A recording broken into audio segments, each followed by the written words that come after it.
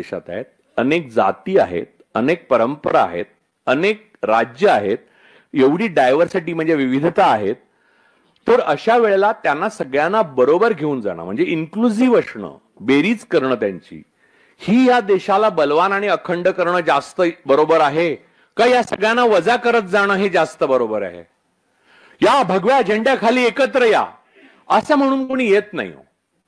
नाही नाही, तुम्ही त्यांचे हिंडालियमचे पेले वेगळे ठेवणार बाहेर तुमच्या धर्मातल्या लोकांचे, इतर धर्मांचं तर जाऊच दे, त्यांना घोड्यावरनं वरात काढू देणार नाही. तुम्ही आपल्या गाडी मागे पंडित ठाकूर असं लिहिणार आणि सांगणार मात्र तुम्ही ह्याच्या खाली एकत्र या. बरं, भगवा हा शब्दच बुद्धांचा आहे. भगवा हे बुद्धांचंच नाव आहे, भगवावरनं भगवान, त्यामुळे भगवा हे हिंदूंशी काही संबंधित नाहीये.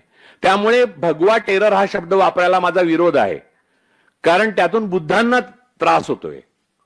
म्हणजे बुद्धांच्या कार्यावर तो हा आहे. भगवा हा बुद्धांचं नावच आहे भगवा, त्याच्यावर पालीमध्ये अख्खं हे आहे. मूळ मुद्दा हा आहे की या प्रकारे तुम्ही देश एकत्र करू शकत नाही, अशा देशाला भवितव्य असणार नाही. तुम्ही रोज काहीतरी असं रिग्रेसिव्ह आणता. म्हणजे तुम्हाला सांगतो की मी ही गोष्ट पण अनेकदा सांगितलेली आहे, परत एकदा सांगतो.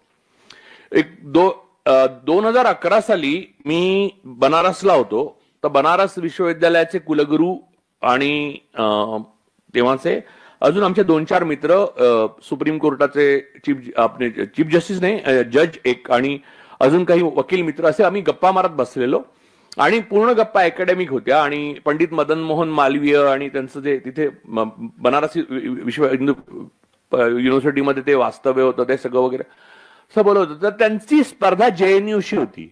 बनारस युनिव्हर्सिटीची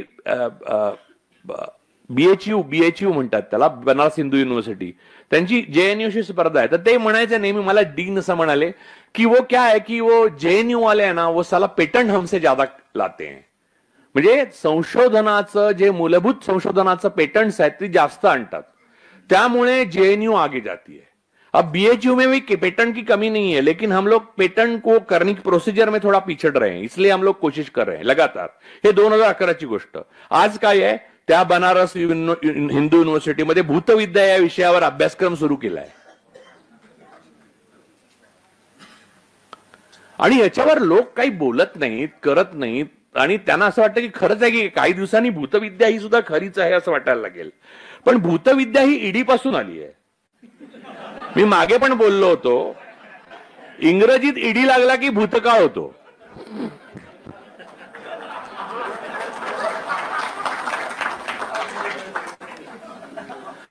त्यामुळे अनेक बोलणारे लोक होते ते ईडीत गेले, त्याबरोबर भूतविद्या पुढे आली, त्याच्यावर त्यांनी बोलणं टाळलं.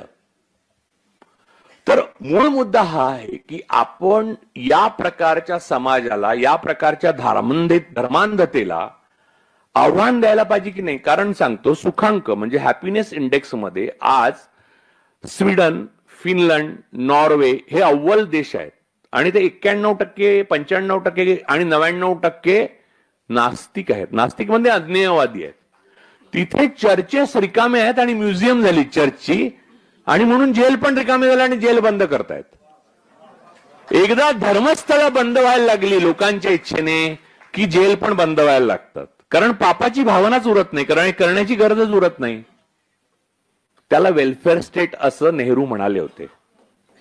आणि ते वेलफेअर स्टेट करण्यासाठी प्रत्येक पंतप्रधानाने आपल्या कमी जास्त वकुबाने आणि प्रयत्नाने, प्रत्येक पक्षाने कमी जास्त वकुबाने आणि प्रयत्नाने प्रयत्न केले आणि आपल्याला 2014 पर्यंत आणून ठेपवलं.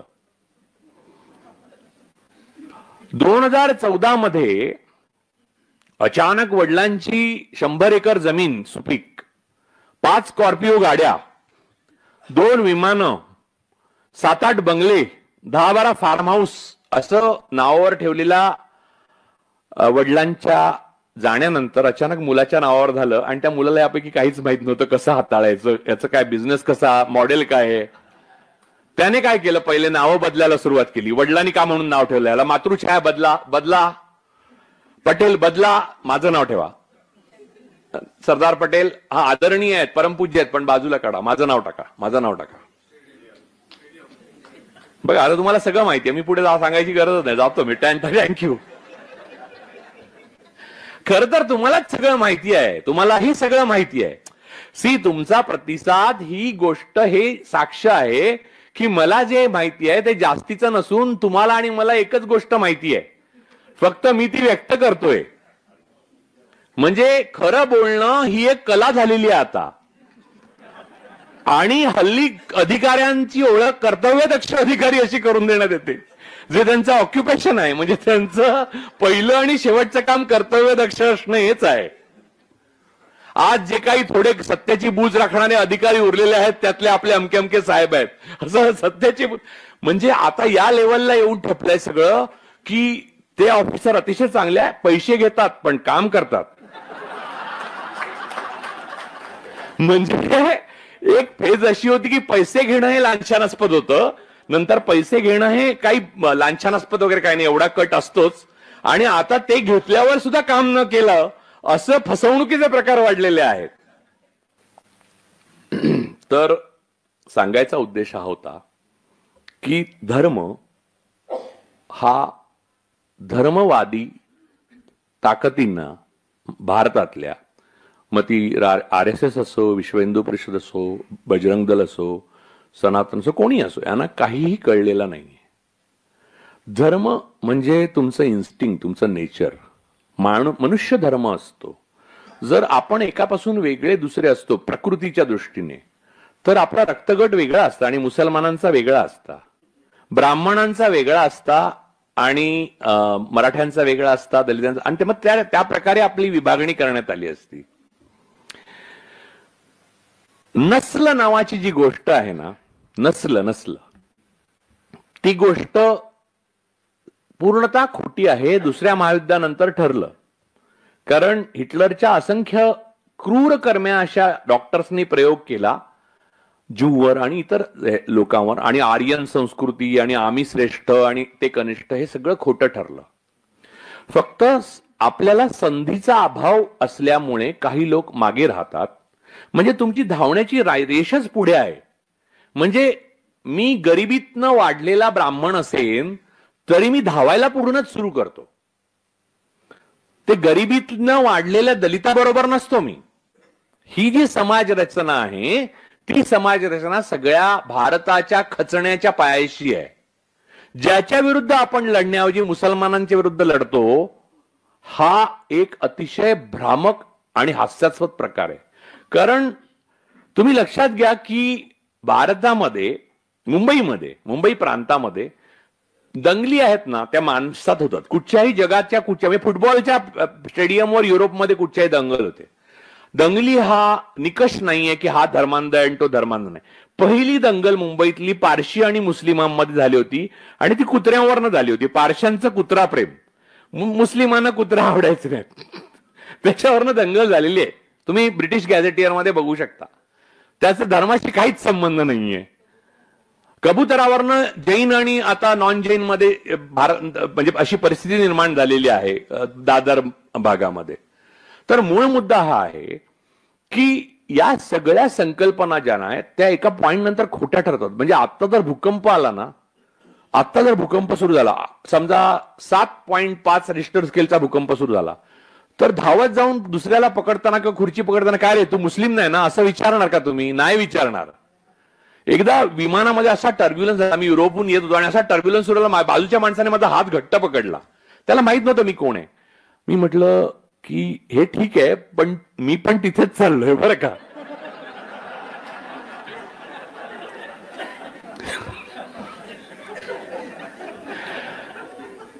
त्यामुळे तुम्ही दुसऱ्या धर्माच्या बाजूने किंवा विरुद्ध हात पकडायला गेला ना, तर तो पण तिकडेच चाललाय. तर तुम्हाला खाली जायचं आहे का वर जायचंय हे लक्षात ठेवा. परवा मी गोव्यात भाषण करताना असं म्हटलं की गोव्यात येऊन मी प्रबोधनपर भाषण अशासाठी करतो की मी महाराष्ट्रात खूप भाषणं केली, तर मला तिकडे सांगतात की तुम्ही हिंदूवर बोलता, मुसलमानावर बोलत नाहीत काय. तर मी ठरवलं की आता आपल्या घरात बंद करायचं, दुसरीकडे जाऊन बोलायचं म्हणून. त्यामुळे गोव्यात आलो. अरे माणूस स्वतःचं घर पहिले सुधारणार का दुसऱ्याचं सुधारणार? कुठच्याही धर्मामध्ये मूलभूत तत्व सारखी सांगितलेली आहेत आणि धर्म हे त्या त्या काळामध्ये माणसाच्या जगण्यासाठी आवश्यक असलेली गोष्ट आहे. कदाचित ती आजही काही माणसांना आवश्यक असेल, थेरपी सारखी. परंतु त्याचा दुसऱ्या माणसाच्या द्वेषाशी संबंध नाही, एवढं मी निसंदिग्धपणे सांगू शकतो. परंतु जाती ह्या निसंदिग्धपणे दुसऱ्या माणसाच्या द्वेषावर आधारलेल्या आहेत. जातीला द्वेषाशिवाय दुसरा आधारच नाही. जाती ह्या मूलतः द्वेषावर आणि आपल्याहून इतर कमी असण्याच्या मूलभूत मुद्द्यावरच उभ्या आहेत. आणि त्या भेदाला तुम्ही टाळण्याकरता धर्माधर्मामध्ये कलह माजवून राष्ट्र बलवान करणार, ते कसं ते मला सांगा समजावून. लॉजिकल विचारलेल्या प्रश्नांची उत्तर इलॉजिकली द्यायची नाहीत. परवा आम्ही आमच्या मुकेश माचकरने टाकलेलं ते वाचलं ना तुम्ही. इलेक्शन कमिशनला राहुल गांधींनी वोट चोरीबद्दल प्रश्न विचारला, तेव्हा इलेक्शन कमिशनचं जे उत्तर आलं त्याचं एक थोडक्यात वर्णन असं केलं. ते पूर्वी श्री नावाचा मॅगझिन यायचं, त्यात स्त्रिया आपल्या निसंकोचपणे समस्या विचारायच्या आणि पुरुष ताई म्हणून उत्तर द्यायची, बरोबर. तर त्यात एका स्त्रीने विचारलं होतं की माझा मुलगा आणि माझे पती रजेवर असल्यामुळे घरी बसले होते आणि मी गाडी घेऊन ऑफिसला निघाले, तर अचानक इंजिन गरम झाल्याचा मला जाणीव झाली आणि गाडीमधनं आवाज यायला लागला. म्हणून दुसरी गाडी घ्यायला मी परत गेले आणि माझी गाडी दुसरी घ्यायला मी गेले, तर मी पाहते तो काय, तर माझे पती हे घरकाम करणाऱ्या बाई बरोबर नको त्या अवस्थेत मला दिसले. आता मला काय करावे सुचत नाही, कृपया मार्गदर्शन करावं. तर खाली त्याने उत्तर दिलं होतं, मार्गदर्शन हे पहा, गाडी गरम होणे म्हणजे कार्बोरेटर मध्ये प्रॉब्लेम आहे. तू कार्बोरेटर इंजिन जाण्या अगोदर कार्बोरेटर मधलं पाणी चेक कर, इंजिन चेक कर आणि गाडी वारंवार सर्व्हिसिंग करत जा. त्यामुळे तुझी गाडी नीट राहील आणि गरम होणार नाही. आशा आहे तुझं समाधान झालं असेल.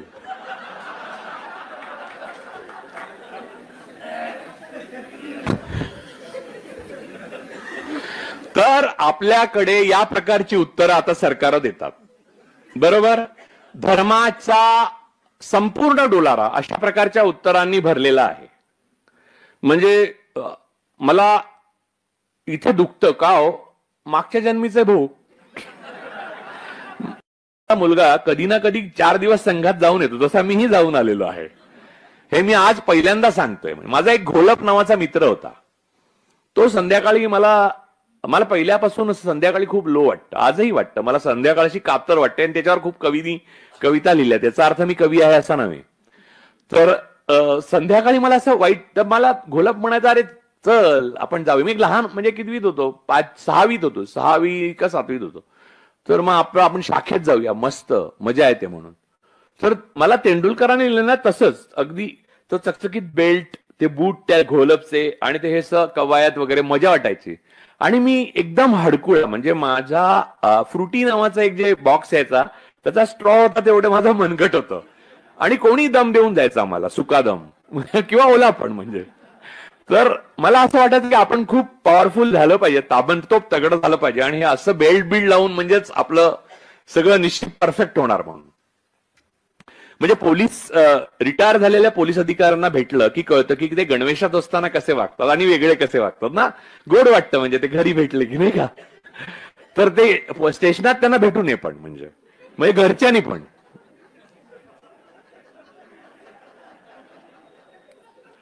तर मूळ मुद्दा असा आहे की ह्या गणवेशाचं जे आकर्षण आणि हे आहे ते दुर्बलतेतनं आलेलं होतं. मला इन्फिरियरिटी होती की आपल्याला कोणी मारून जातं यार, आपण काय वजनाचं काय कमवूच शकत नाही. 42 किलो वगैरे वजन होतं आणि माझं खूप वाढलं वजन. तेव्हा कित्येक वर्ष 58 किलो वजन होतं. त्यामुळे संघाचं आकर्षण स्वाभाविक आहे मला असणं. तर मला ते घोलप बरोबर मी एक जवळपास 6 महिने संघात गेलो. आणि आमच्या घरात काही राजकीय परंपराच नव्हती किंवा असा राजकीय विचार काहीच नव्हतं.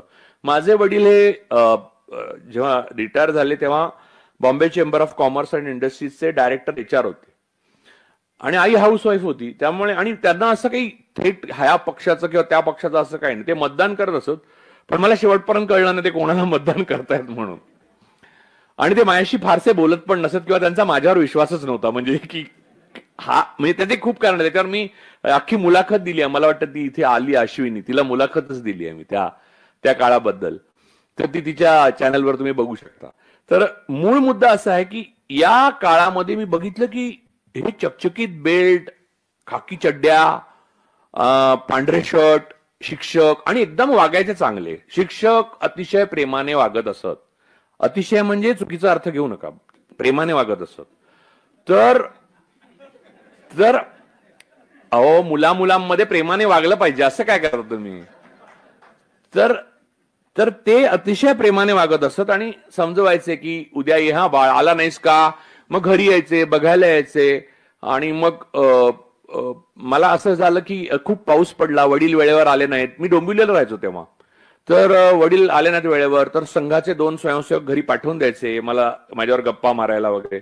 या लेवलला असं उत्तम पारिवारिक हे चाललेलं सगळं. अशामध्ये माझं वाचन वाढलं आणि मी गोडसेंची पुस्तकं वाचली, गोपाळ गोडसेंची. मला वाटलं काय हे गांधीजी मनुष्य होते हा, म्हणजे फारच डेंजरस, की भारताला फारच कॉम्प्लिकेटेड परिस्थितीत आणून सोडलंय माणसानं. माझी जन्मठेप पण वाचलं. लोकांचा असा समज आहे की मी बालपणापासून जन्माला आलो त्या क्षणी सावरकर विरोधी बोलायला लागलो, बोबडा बोबडा. असं काही नाहीये, हा एक भ्रम आहे. माझी एव्होल्युशनची प्रोसेस आहे आणि ती भारतीय समाजामध्ये एका विशिष्ट वर्गामध्ये जन्माला आल्यावर अटळ आहे असं मला वाटतं. तर ह्यातच धर्मकारण लपलेलं आहे, हे लक्षात घ्या. तर मूळ मुद्दा हा होता की माझ्या गावी माझं जे बालपण गेलं तिथे पण ही पुस्तकं मी वाचली होती, पण तेव्हा मला जेवढी कळली नव्हती तेव्हा इथे आल्यावर कळली. आणि मग माझा एक स्वभाव आहे की हे पुस्तक वाचलं की त्याच्या विरोधातलं पुस्तक वाचायचं. हा स्वभाव कुठून आला हे मला माहित नाही, याचा उगम कुठे झाला मला आठवत नाही, खरं सांगतो. पण मी तशी पुस्तकं शोधायला सुरुवात केली. मी गांधीजींचं वाचायला सुरुवात केलं. ते तर भारीच कठीण. पहिले काय वाटलं माहितीये ना, गांधीजी फारच सोपं लिहितात म्हणून. आणि नंतर माझ्या लक्षात आलं हे फारच कठीण आहे म्हणून, की हे सोपं जे लिहिणं आहे. विनोबा पण तसेच लिहायचे, सोपं लिहायचे. साने गुरुजी लिहायचे. साने गुरुजी तर म्हणजे मराठीतले सर्वात असाधारण लेखक नाव घ्यायचं तर मी साने गुरुजींचं नाव घेईन. साने गुरुजींचं लिखाण जे आहे ते वाचताना नुसता तुम्हाला आनंदच मिळतो आणि तुम्हाला कुठेही भाषा वाचतो आहे असं वाटत नाही. ज्या पुस्तकाला कुठची भाषा वाचतो आहे न कळता तुम्ही रममाण होता ना, ते पुस्तक सुंदर. तसं गांधीजी लिहायचे. गांधीजींचं मी सगळ्या भाषांमध्ये, हिंदी, गुजराती, मराठी, इंग्रजी सगळं वाचलेलं आहे, बऱ्याच भाषात. त्यांचं कुठच्याच भाषेमध्ये कॉम्प्लिकेटेड गोष्टी नव्हत्या. गांधीजी हे एका ओळीत जर स्पष्ट करायचे झाले तर अत्यंत धार्मिक माणूस, पण आयुष्यात कुठच्याही देवासमोर डोकं ठेकवताना त्याचा एकही फोटो नाही असा होता. दाखवा मला कोणत्याही बाबा, बुवा किंवा देवासमोर एका देवाची प्रार्थना करताना किंवा धार्मिक स्थळावर जाऊन प्रार्थना करताना गांधीजींचा फोटो नाही, किंबहुना त्यांच्या आयुष्यात तसा उल्लेखच नाही. या प्रकारची धार्मिकता ही वैश्विक आहे, ज्याला दुसऱ्या शब्दात ह्युमॅनिटी म्हणतात, मानवता. हे मला कळायला लागलं. तर माझा एक काका होता, त्याने आमच्या घरामध्ये त्या काळामध्ये सोव्हिएत रशिया होता. म्हणजे लोक म्हणतील हा म्हणजे राजू परुळेकरांचा कम्युनिझमकडे प्रवास सुरू झाला, तर तसं काहीच झालं नाही. काकाला असं वाटायचं की मी खूप वाचायची आवड आहे आणि मला तेवढं वाचायला मिळत नाही, कारण तेव्हा आमची परिस्थिती तेवढी चांगली नव्हती. तो काका सोव्हिएत लँड नावाचं एक मॅगझिन यायचं, ते अगदी नाममात्र, आणि तेव्हा सोव्हिएत मधनं येणारी पुस्तकं सुद्धा, मराठी पुस्तकं सुद्धा नाममात्र किमतीला मिळायची. ती तो खूप घेऊन यायचा. जगाचा इतिहास, पृथ्वीचा शोध वगैरे असे. तर ती सगळी मी वाचायला सुरुवात केली. आणि ती वाचताना माझ्या लक्षात आलं की घोलप बरोबर ज्या ठिकाणी आपण जातो संध्याकाळी, तिथे ह्याच्या नेमकं उलट सांगतात सगळं. म्हणजे गॅलिलिओला जसं वाटलं असेल एक दिवशी, तसं मला 7वीत वाटलं की पृथ्वी सूर्याभोवती फिरत नाही, सूर्य पृथ्वीभोवती फिरतो, असं संध्याकाळी सांगणारी माणसं आपल्याला भेटतात. असं लक्षात आल्यावर मी जाणं बंद केलं. अर्थात पुढची प्रोसेस सगळी झालीच, म्हणजे ते एक फॉर्मॅलिटी, कंप्लायन्सेस संघाचे आहेत ते पूर्ण करावेच लागतात. शिक्षक 2दा घरी येतात, 2 स्वयंसेवक येतात, तुम्हाला विचारतात बाळा काही बरं वाटलं नाही का, आजारी आहेस का, नाही, खूप काय काय करतात. म्हणजे खूप काय काय म्हणजे चांगल्या अर्थाने. त्या काळात तेवढ्या गोमूत्राचं प्रमाण नव्हतं, नाही तर तेही पाजलं असतं मला. हल्ली गोमूत्राचं फार झालंय बुवा. तर म्हणजे वासरांना पण आश्चर्य वाटत असेल की आपल्या आईची मुती आवडणारी ही प्राणी संस्था कुठची आहे म्हणून आपण दूध पित असताना.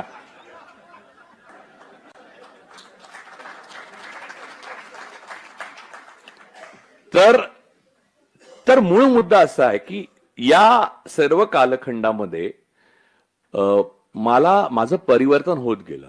मग मी गांधीजी वाचले, मग मी जीना वाचले, मग मी श्यामाप्रसाद मुखर्जी वाचले. म्हणजे आजच्या सारखंच होतं बरं काय, तेव्हा पण चित्र तेच होतं. म्हणजे अगोदर माझ्या जन्माच्या खूप अगोदर, स्वातंत्र्याच्या अगोदर, की बोलायला पाकिस्तान आणि फाळणीच्या विरोधी. पण पश्चिम बंगालमध्ये जेव्हा सरकार स्थापन केलं तेव्हा श्यामाप्रसाद मुखर्जी जीनांबरोबर होते त्या सरकारमध्ये, आणि काँग्रेस नव्हती. काँग्रेसने विरोध केला होता फाळणीला, म्हणून त्या सरकारमध्ये नव्हती. द्विराष्ट्रच्या थिअरीला पाठिंबा देणारी 3च माणसं होती भारतात नेते. एक स्वातंत्र्यवीर विनायक दामोदर सावरकर असं ज्यांना म्हणतात ते,